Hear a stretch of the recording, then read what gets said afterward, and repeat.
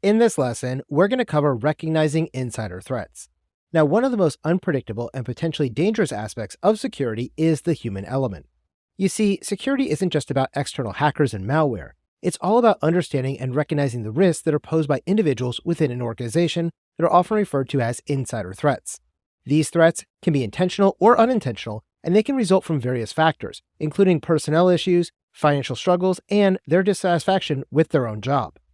Because our employees can become a major threat area for us, it's really important that you train your users on how to recognize anomalous behavior, especially those who are demonstrating risky, unexpected, or unintentional behaviors that might flag a particular individual as a potential insider threat.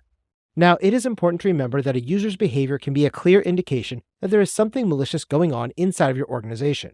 Changes in our users' behavior can signal an underlying issue that could translate into a future security risk for our systems and the data they contain.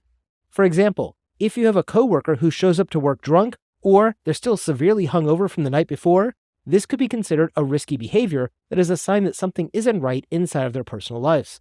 If this happens one time, maybe they just had a long weekend and partied a bit too much.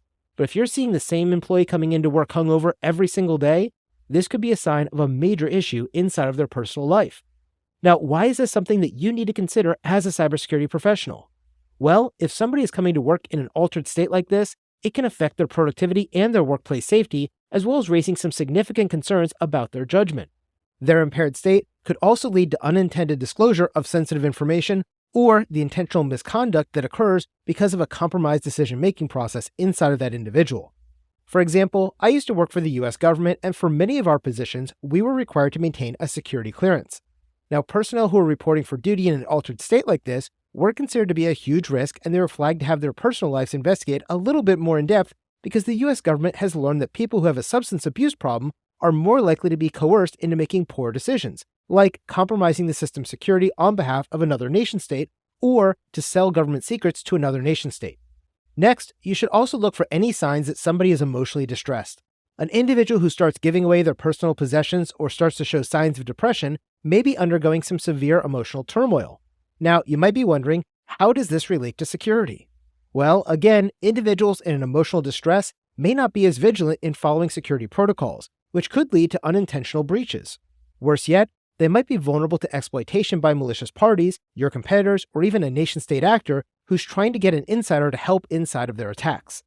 Therefore, it's always important that your management and your human resource departments are called in to help engage with any employees who may be suspected as being in an emotionally distressed state, because this needs to be done using empathy and offering support and assistance while mitigating those potential security risks that this person is representing against your organization.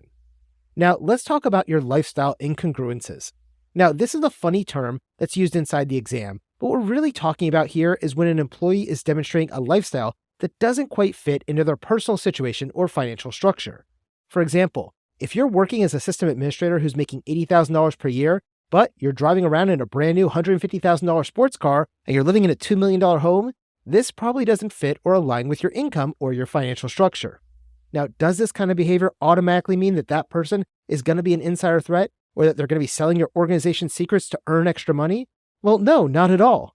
Sometimes you're going to look into the person and realize that even though they only make $80,000 per year, they're married to a neurosurgeon who makes $750,000 per year, and so the car and the house are well within their ability to afford those expensive things because of their total income inside of that household. But if you look into the employee's personal life and you find that they are a single individual and they come from a family who doesn't have a large amount of money and they just bought both the car and the house within the last 6 months, and now things are starting to get a little bit more scary for us as an organization because this person might be involved in some illicit activities, some theft, or selling of your corporate secrets to be able to pay for all of these incongruencies. This behavior does require a discreet investigation to rule out any kind of foul play while ensuring that you don't jump to conclusions or violate your employees' privacy, but it is something you have to be aware of. For example, if you work for the US government and you have a security clearance, you're going to be required to fill out a financial disclosure form whenever you're first hired. This document tells the government about you and your family's financial resources so they know what forms a normal baseline for your particular family. Now, if you happen to receive a large sum of money from an inheritance, you win a large cash prize at a casino, or you win a sweepstakes or lottery, you're going to be required to report that to the government so they know that it is now within your ability to buy that expensive house or that car because of that unforeseen windfall that you just had that was outside of that normal baseline. Now, if you don't report the windfall, now the government might suspect some foul play on your part, and they might open an investigation into your finances and spending habits to determine if anything suspicious was actually occurring, or if you just got this money from someplace legally. While having too much money can be an indication that somebody has already done something illicit to gain that money, like selling corporate secrets, financial struggles, on the other hand, are going to be at the other end of the spectrum, and they're another red flag we have to consider. An employee who's drowning in debt might exhibit signs of stress or discuss their financial woes with some of their coworkers. This kind of financial stress is a security concern for us because financial pressures can make individuals susceptible to bribery, or it could tempt them into selling sensitive organizational information to your competitors. For this reason, it is vital that companies have policies in place for handling this kind of scenario, such as providing financial counseling options to the employee to help them overcome their financial difficulties, or by monitoring for unusual access or transmission of confidential data by the affected employee. So, how do we tackle these kinds of personal security issues without creating an environment of mistrust within our organization? Well, it all starts by establishing a robust insider threat program. Your insider threat program should promote a security culture that encourages employees to report suspicious activities, provides training to recognize warning signs, and implements policies that support mental health and financial well-being. The program must also ensure fair and confidential processes for investigating any potential insider threats. Organizations should also employ user activity monitoring tools to help in detecting anomalous behavior, such as unusual access patterns, extensive copying or downloading of sensitive data, or working odd hours, because all of these could signify a potential insider threat. However, it's essential to balance security measures with the privacy rights of your employees.